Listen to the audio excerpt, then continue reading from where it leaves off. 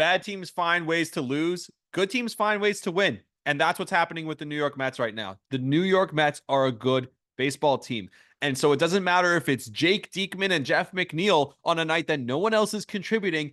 Good teams find ways to win. And you know what? When you're a good baseball team, you have to invest in the current team. The best way to invest in the Mets is by upgrading the team at the deadline. The best way to upgrade the Mets at the deadline is by trading Pete Alonso. I'm sorry. I've said it once. I'll say it a million times.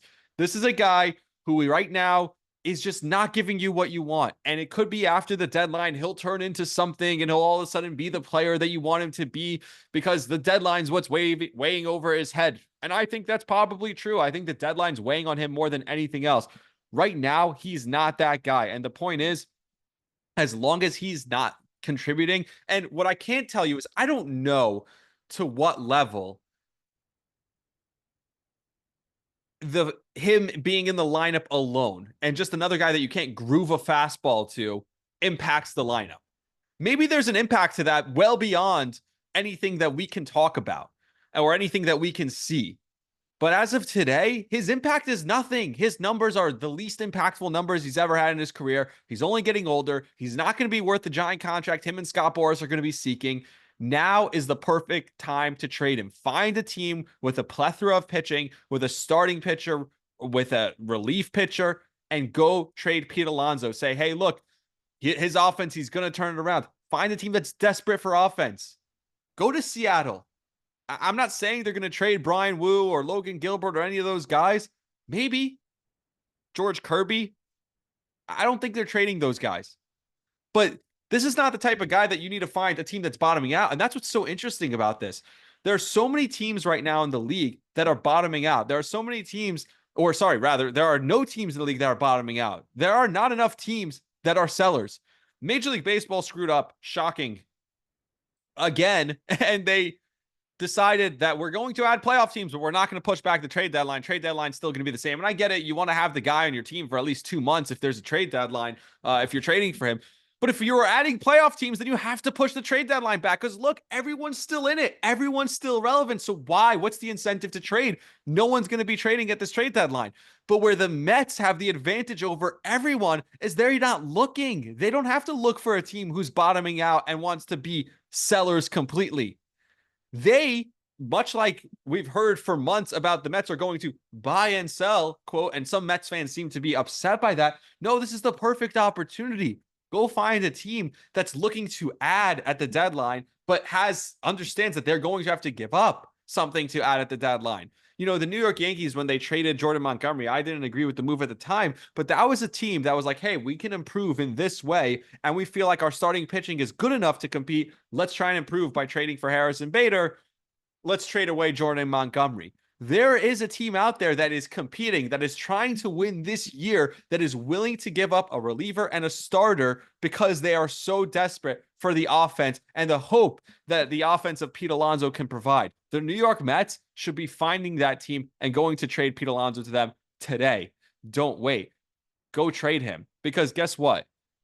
With all the guys who have contributed, and now add Jeff McNeil to the list, and I said this earlier, Jeff McNeil, and I said this before he hit the home run, he is as locked in as I've seen him since before last season, the World Baseball Classic, when he had that at-bat against Shohei Ohtani. That's the last time we've seen him this locked in. Before he hit the home run, I was watching that at-bat, him spitting on close pitches, him fouling off pitches to stay in the at-bat, choking up on the bat, making sure he makes contact until he got the pitch that he could do something with and drove it out. It wasn't about the home run for me. And I know now he's at 4 since the All-Star game, which is crazy for a guy who has, I think, 8 or 9 all year. It's not even about that. It's about the quality at-bats. When he's at his worst, it's strike one, strike two, and then weak pop-up, weak grounder, or strike out. Jeff McNeil is locked in right now. And I'm not saying that he's going to remain like this the rest of the way, but that's what's been so special about the Mets team. Whether it's Alvarez contributing or Martinez, who are both not contributing now, right? Whether it was Jose Iglesias, whether it was Mark Vientos, who's cooled off significantly. Starling Marte was a big contributor at one point. Obviously, Harrison Bader, Brandon Nimmo, and Francisco Lindor have been this consistent, steady players that have been carrying this team for the last 2 months. Everyone's stepping up, whether it's Phil Maton one day, Jake Diekman another day. Obviously, this kid Nunez out of the bullpen who's ridiculously good. And even on a night when you didn't have Edwin Diaz available to you and a one-run game, and you were able to lock it down against the best hitter in baseball against Aaron Judge, you got him. Obviously, you worked around him 4 times, and we'll talk about that in a minute. But you got him. You struck him out with Jake Diekman in the 9th inning of anyone that you'd want to face Aaron Judge. They walk him 4 times, but then it's like when Jake Diekman comes in, now we're ready to pitch to Judge. No one else can pitch to Judge, but Jake Diekman can. That was hilarious to me. But that just shows you when it's going good, it's going great. And so someone's always stepping up. When one guy's up, another guy's down. So I'm not saying McNeil's going to keep this going for the Mets, but the point is, it's always going to be someone. And the only guy who hasn't been part of that equation, the only guy who hasn't contributed and carried this team is Pete Alonso. And it's not a knock on Pete, it's just the facts. And so right now, his value is still, I still think there's a name value there where big bopper, middle of the lineup. And like I said, maybe ultimately the Mets decide, hey, we need to have that threat in the middle of our lineup going into a playoff series. That's our greatest asset, is our lineup. And by the way, don't look now. Look, I don't know if the Mets are a World Series contender. I don't think so. But with the quality 1 through 9 in the lineup, you can't take a batter off when they're all on. I mean, if you look at the lineup, I'm not going batting order because I don't know what the order they particularly use. But even if you move Vientos to first and you call up Brett Beatty or put Jose Iglesias at third, right? You have Bader, you have Nimmo, you have Marte if he's healthy, or McNeil. You have, or I guess you put McNeil at second, or obviously you could put whatever, you could put McNeil at second, or you could put Jose Iglesias at second and Beatty at third, whatever you want to do. But I think McNeil at second and Marte in right is probably your best lineup, with Iglesias or Beatty at third. You have Alvarez behind the plate. You have JD Martinez as the DH, and you have Francisco Lindor. Where is the hole in that lineup, even without Pete Alonso in the lineup? And that's what can carry this team to a championship. The New York Mets offense is incredible. They have a great offense. And so to me, this is the time. Your offense is your strength. Trade from an area of strength and improve an area of weakness. Even the bullpen, I kind of am starting to trust them. It's like they kind of have a feel for who they trust, whether it's Buto, Nunez, Reed Garrett, and Diaz at the end. I mean, how many other teams have 4 or 5 guys that you trust in the bullpen? Everyone's looking for bullpen help at this deadline. The Mets actually, and if Diekman becomes one of those guys, sure, it's a tightrope walk every night and you're holding your breath, but go trade for a quality starting pitcher. And then you go into a playoff series with Severino, and you have Senga when he comes back, and then another starter, and then you figure out the rest. Whatever you decide to do with those guys. I mean, I don't know. Quintana looks great again tonight. Minaya at times looks good. David Peterson at times looks great. Last night also. I love this Mets team going to a playoff series, and I think you can only improve it if you go out and trade Pete Alonso. I really do. Now, the New York Yankees. It's the same story every freaking night with the Yankees. You talk about finding ways to win for the Mets. Well, the Yankees are the opposite. They're finding ways to lose. And that's what bad teams do. Good teams find ways to win. Bad teams find ways to lose. The Yankees are a bad baseball team. They have 2 hitters in the lineup right now. And Aaron Judge, and people are starting to come after Aaron Judge, like, oh, come up in a clutch spot, get a clutch hit. And even I kind of got on him a little bit. I was like, oh, man, biggest spot.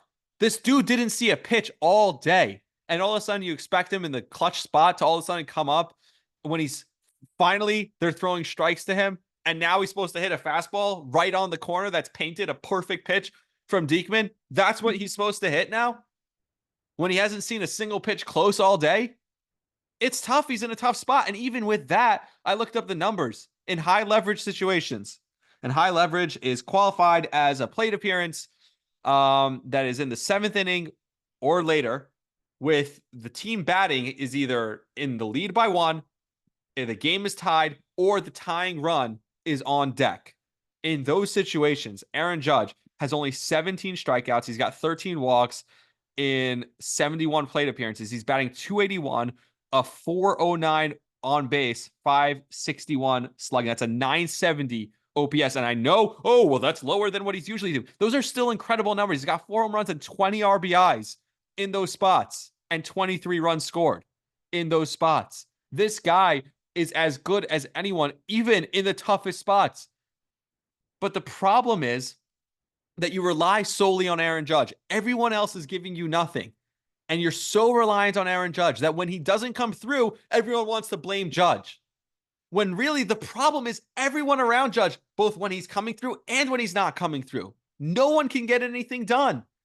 And that's the problem with this team right now. So don't blame Aaron Judge. It's moronic to me that people want to look at Aaron Judge as the problem. But the problem is that this team, they need to fix the rest of the lineup. And I was at the game on Monday against Tampa.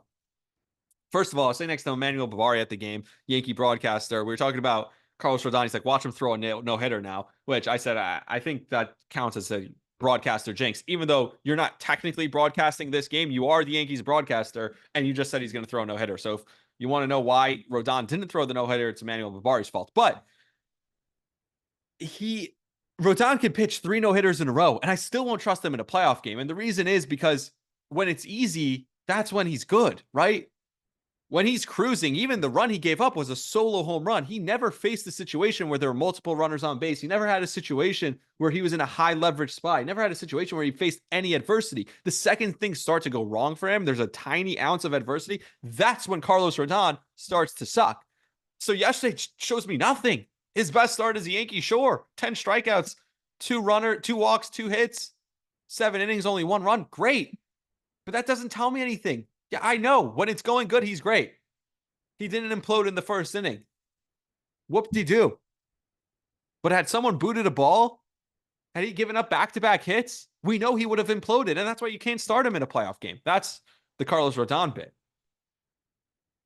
As far as the offense, I mean, obviously Soto gets the separation runs late, but Volpe hits the home run. LeMahieu hits the home run. Wells hits the home run. Big 2-run hit, I think it was, from Oswaldo Cabrera. And all of a sudden, it's like, hey, look, guys, other than Judge and Soto are contributing. That's great. And a naive me, maybe 3-4 years ago, would have been like, oh, look. I would have said, oh, that's a bad thing for the Yankees. I would have looked at yesterday's game and been like, oh, no, see, now they're going to tell you that these guys are coming around. Now they're going to tell you, Gleyber Torres hit a home run tonight. Look, he's fine. He's getting going. I like the at-bats. Now they're going to tell you that these guys are coming around. They're not going to trade for stars at the deadline. That's what I would have said a few years ago. Like, I would have wanted it to continue to just be Judge and Soto that they're relying on so that they go out and make moves at the deadline. But me today, knowing what I know they're not going to go for it. So even if it's just Judge and Soto contributing, and up until the deadline, they're going to bargain bin. They're going to go find a little guy here, Jazz Chisholm, and that's it, and say, here's your guy. Someone we're not thinking of. A mediocre player at best, a bench player. They're not going to go for it. The Yankees are going to say, well, Dominguez is coming back, and Stanton's coming back, and Volpe's going to turn it around, and LeMahieu's going to turn around, and Gleyber Torres is going to turn around, and they'll trade for a utility infielder. Verdugo's been a great hitter his whole career. This is what we expect him to be, blah, blah, blah.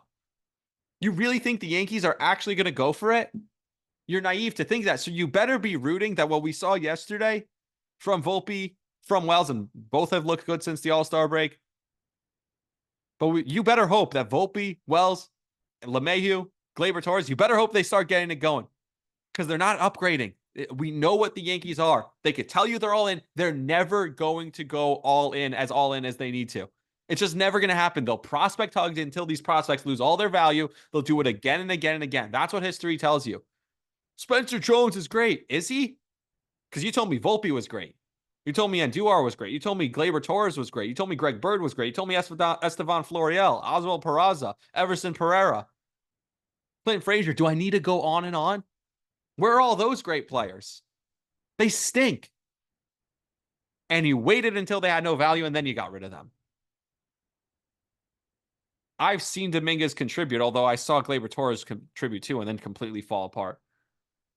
But Dominguez, I've seen him contribute at the major league level, so maybe I'm still holding out hope for him. But Spencer Jones should be traded, but no, they won't. We're all in. They'll go trade for, like they said, they're going to go get Chad Green. Great. Chad Green's going to be the change at this team. It's the same thing. So don't like, don't be mad. I'm telling you now it's going to happen. So don't expect something else. And I'm not going to be happy telling you I told you so. But when the Yankees flame out in the playoffs because their big moves at the deadline were a mediocre infielder, utility infielder, and Chad Green, don't be upset when they flame out in the playoffs and you're watching Volpe and Wells and Ben Rice and Anthony and DJ LeMahieu and Gleyber Torres strike out 17 times in one game. Don't be mad when that happens because it's going to happen. And I'm telling you it's happening right now. Now, I want to talk a little bit about something. I do make myself laugh because I could go from that to here now where I'm just trying to enjoy. I'm done. Baseball's over, by the way. Football starts today. I'll be going on my other podcast, the Rami Lavi, not the Rami Lavi podcast. That's this. By the way, welcome to the Rami Lavi podcast. Like, subscribe, share it if you're new here. Buy a hat, link in the description, hugahouse.com. Means cherish little things. Who was wearing a Hugo House hat today? Aaron Rodgers. And he was also wearing an Egypt t-shirt as a troll job. That's a shout out to the media. It's a troll job to Jet fans. That's a troll probably to the organization itself. I love that guy. I mean, whatever. He makes me laugh. So Aaron Rodgers, I'll talk about him on my other podcast, the Believe in Jets podcast. We'll talk about Aaron Rodgers a little bit later today as well. So we'll get to that. Tomorrow, I want to talk about Hard Knocks. I haven't had a chance to talk about it on any platform. So I want to talk about Hard Knocks. I just haven't watched tonight's episode yet because I've been doing a bunch of stuff since the Yankee game ended. So I'll watch the Hard Knocks and then we'll talk about it. So the one thing I did want to talk about is I got to work on the morning show this week.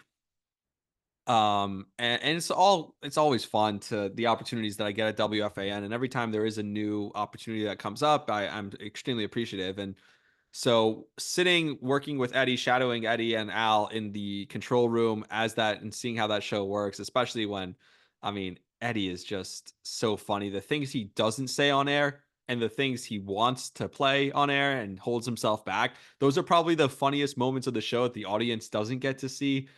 And then so Stugotz filled in for Boomer today. So Boomer's out this week, so Stugotz fills in. So yesterday we're talking on the show about, oh my God, here comes Stugotz and his big personality, and he's just so much. That's what they kept saying. He's just a lot. He's just so much. And he comes waltzing in today at like 5:59. He's like, he's so loud, and the dude is freaking hilarious. He cracks me up, but I like put it this way. He walks in and he walks around the building like he's this celebrity who everyone's so happy to see. And oh my God, we're so lucky to have him here. And not in a douchey way, kind of like in a fun way. Like, oh, like he's got a fun personality and he's a nice guy, but he walks around like everyone knows who he is. If he was sitting in the newsroom, I would think he's the new intern, other than the fact that he looks like he's 56 years old. You know what I mean? But I have no idea who he is. Like, I think he thinks he's more famous than maybe nationally. People watch Le Batard a lot. I never watched Le Batard. So it's just funny to me that seeing him and like he carries himself that way. But I thought he had a great personality. Like, again, I never really heard or watched him prior to today, but he's entertaining as hell. Him and Greg were just so much fun. And then the contrast, Dianna Russini comes in and she's polished and she's the way she says things in just a smart, articulate way, the exact opposite. He's just yelling. And I kept asking Eddie, I'm like, why do I hear him echoing? And he said, because the other microphones in the room, which are super directional microphones that we have, but Dianna and Greg's microphones were picking up Stugotz. Not only his microphone was picking up, so you heard him and his microphone, and then you heard him echoing out of the two other microphones because he's yelling the whole time. He's so loud. But Dianna stuck around for a full hour, which was crazy. She stuck around for a full hour of the show, and then she was hanging out. She was just doing her work in the newsroom. And she's respectful. She has great connections in the league. It's super cool to watch her do her work. And she brought donuts, by the way. And she was walking around like she like she's just a nobody. Like, she just, all right, I'll sit in the newsroom and do my work. And she was, like fawning over WFAN, which is always cool. She takes the selfies like, oh, I can't believe I'm in the studio, blah, blah, blah. It's cool to see people who you consider to be bigger doing that. But it was just the contrast between the two of Stugotz doing his whole thing, his whole shtick. And then like he'll say something and he'll nod at me and Eddie, he'll like kind of wink at us like he knows he's he's playing it up. It's funny and it's part of the show, and we had a good time with it. And we were just it was just a ton of fun today. And then Diana is like the complete opposite, and she just like I said, just like kind of really refined and kind of funny, but talented and intriguing. And the way she talks, also very entertaining, but just totally opposite. So it was a cool contrast to see. It's always cool to see these things, get like a up close seat at that. So I thought I'd share some of that from today. So until next time, like, subscribe, go watch the Believe in Jets podcast. I'll be talking about Aaron Rodgers, Hassan Reddick, and a whole bunch of other stuff with the Jets because that's a mess. Until next time, like, subscribe, share the podcast. Appreciate you all. See ya.